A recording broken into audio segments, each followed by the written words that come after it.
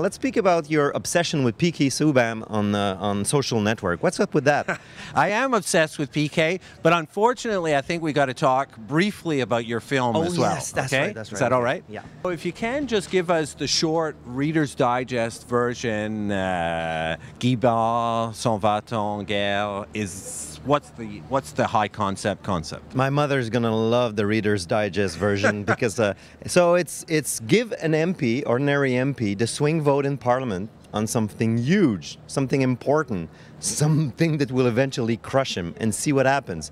We live in a democracy where we feel that our MPs don't really have any power. So I wanted to create a laboratory in which the MP had the actual swing vote and see if that equals more or less democracy. I'm about to reshuffle my cabinet. I can name whoever I want, as long as the person is an elected member of parliament. Sais-tu comment le monde va me regarder? La fille du gars qui envoie ma génération en guerre. Monsieur le maire, si toi et moi, pas sur la même longueur d'onde. Tout le monde pense que c'est moi le gros méchant.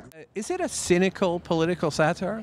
I think it's a satire. I didn't want the film to be cynical. There are some cynical moments in the film, and I think when you look at my views on politics, it's a bit pessimistic, but I tried to craft a film in which the humanity is still very much optimistic. You get the family still together at the end, which is important, and you have a very singular and new friendship also, and to counterbalance the cynicism that could, you know.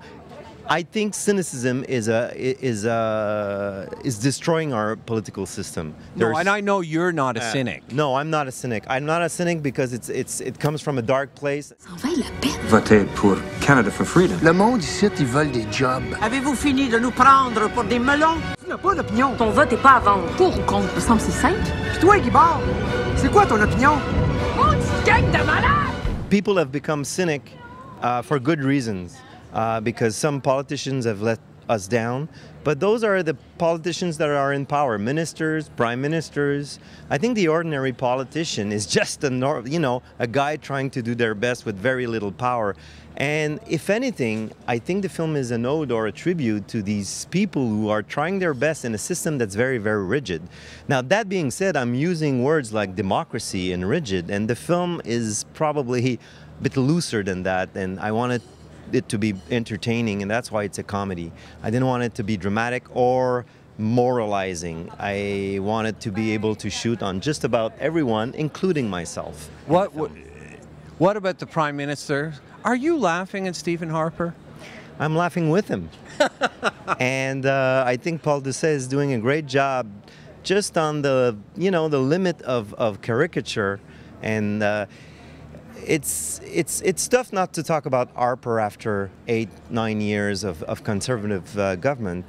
But Harper is an interesting material for a filmmaker because he's more complex than we give him credit for. I mean, it would have been easy to make a Darth Vader kind of bad guy out of him, but it would not have been interesting. And Harper is, I think, pretty clever. Very clever. I mean, whatever you think of him, he's a great politician. He's very clever. He maneuvers very well, and I tried to show that and show that he could be a cool dad also, which for me it makes him more interesting than just the bad guy. So PK for Prime Minister? Eventually, although he should be captain before becoming Prime Minister. It's the stepping stone to get to Prime Minister. It's the bridge job. A bridge too far.